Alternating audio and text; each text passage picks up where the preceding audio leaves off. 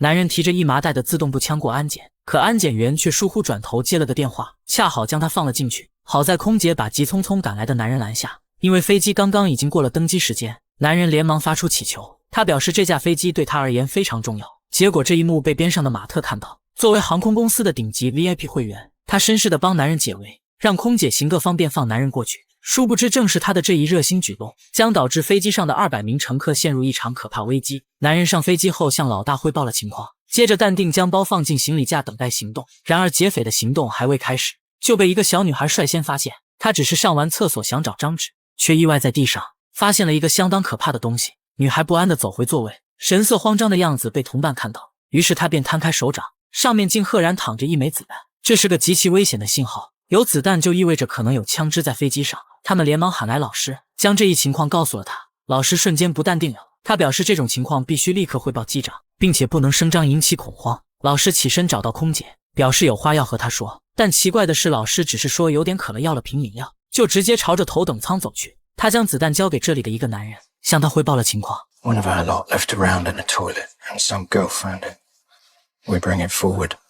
原来老师竟也是劫匪的成员之一。在示意老大过后，他同意提前开始行动，说着将一顶绿帽子递给他。这顶帽子是个信号，只要劫匪同伴看见他，就知道行动将在5分钟后开始。劫匪同伙收到信号后立刻起身，打开背包拿出里面的武器。时间一到，所有劫匪同时掏出手枪，一下子就控制了3块区域的所有乘客。空姐想要逃往机长室，却也被劫匪老大当场拦下。这群劫匪相当专业，他们要求所有乘客禁止发出声音，并且要挨个收走他们的手机和通讯设备，就连小孩的游戏机也没放过。虽然他们成功挟持了乘客，可好在机长室的门需要从内部打开，劫匪无论如何也进不去。然而当劫匪拿着枪走到机长室门口，机长却激动的要主动给他开门。副机长连忙劝其冷静，开门了整架飞机的人都要完蛋。结果机长直接把他揍了一顿，强行按下了开门按钮。原来这群劫匪早就做过调查，飞机上的金发空姐正是机长的妻子，只要拿她做威胁，机长就不得不将舱门给打开。这下劫匪彻底掌控了局面，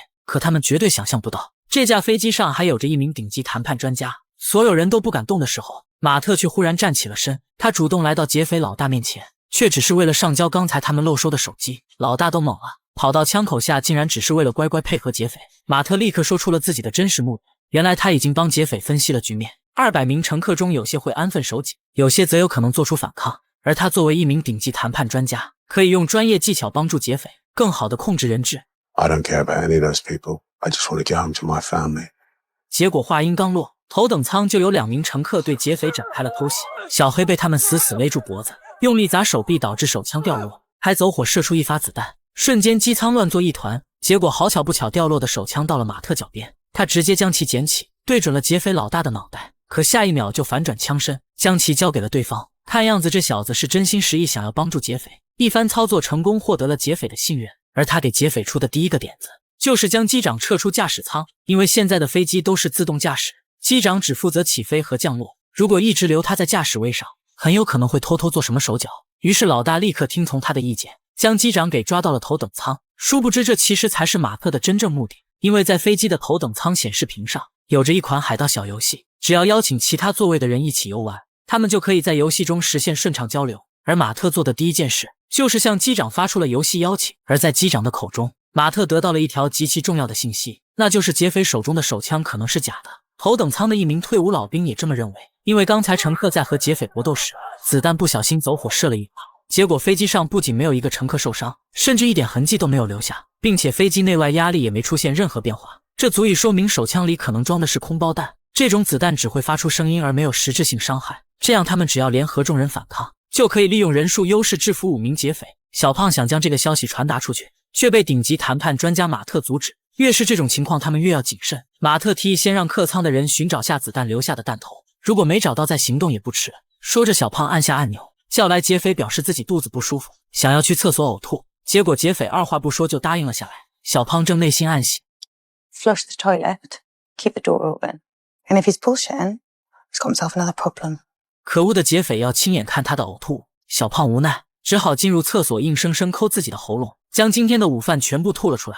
之后他用笔在纸巾上写下字条，趁着离开的功夫丢在了客舱的走廊上。女人瞬间心领神会，趁着劫匪在和小胖说话，赶紧将纸条拿了过来，上面写着希望捡到的人在地上寻找弹头，如果一旦没找到，那就打开头顶的阅读灯。女人看完后立刻开始行动，趴在地上仔细挨个座位寻找，结果找得太入神，以至于劫匪走到身后了她都没发现。劫匪愤怒将其抓起，怒斥她在做什么。女人赶紧解释 My glasses. I dropped my glasses. 还好机智的她及时将眼镜放在地上，这才侥幸躲过一劫。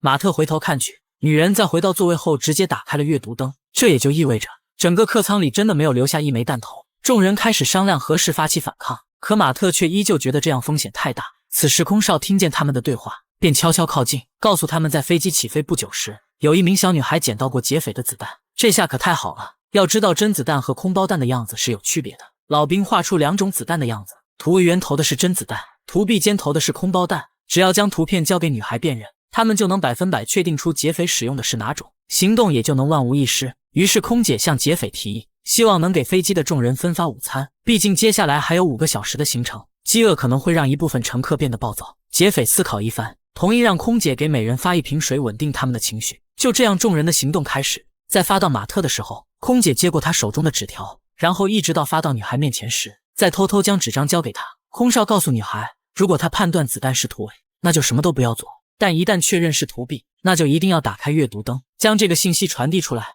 女孩打开纸条后仔细思考了一番，果断打开了头顶的阅读灯，假装看起了书。空少过来假惺惺的让他们关灯，白天可不需要阅读灯的辅助，同时也紧张的询问 You sure? Yeah, we're all sure.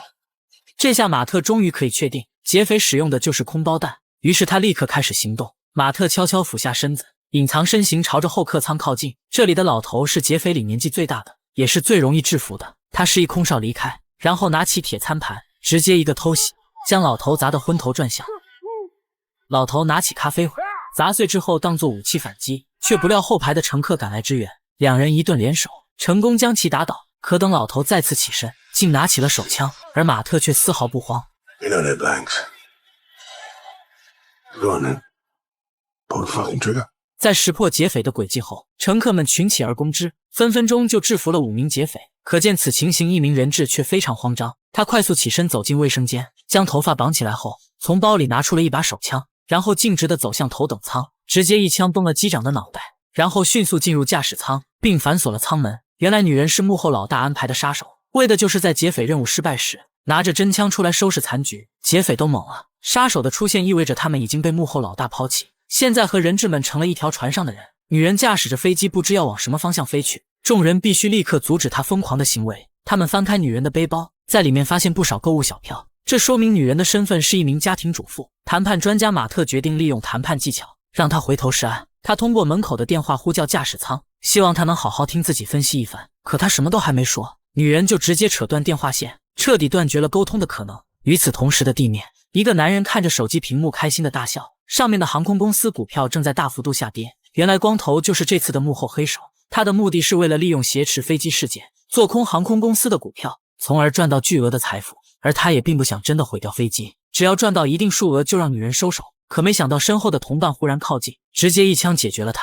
聪明的光头最终还是被贪心反噬，成为了这场游戏的牺牲品。此时的女人已经飞到英国首都上空，可她却迟迟等不到下一步指令。她的女儿现在正在对方手上，没有指令她就只能一直开着飞机，直到燃油耗尽为止。此时乘客们开始躁动不安，纷纷表示要把门砸开，抓出这个可恶的女人。可只有马特淡定在一旁写字，写完后将其对准了摄像头。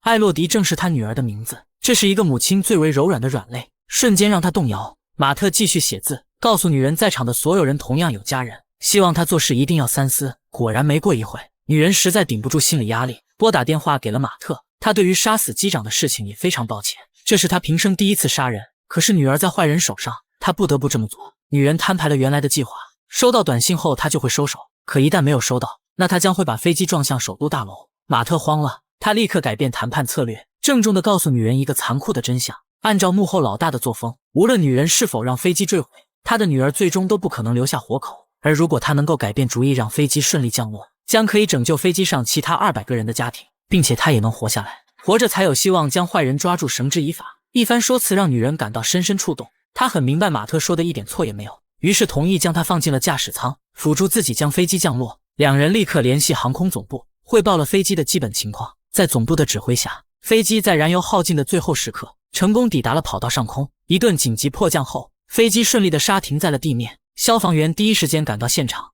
武装小队也早已准备。就这样，飞机上的所有人都成功得救。高智商的马特终于凭借智慧和勇气解除了这场可怕危机。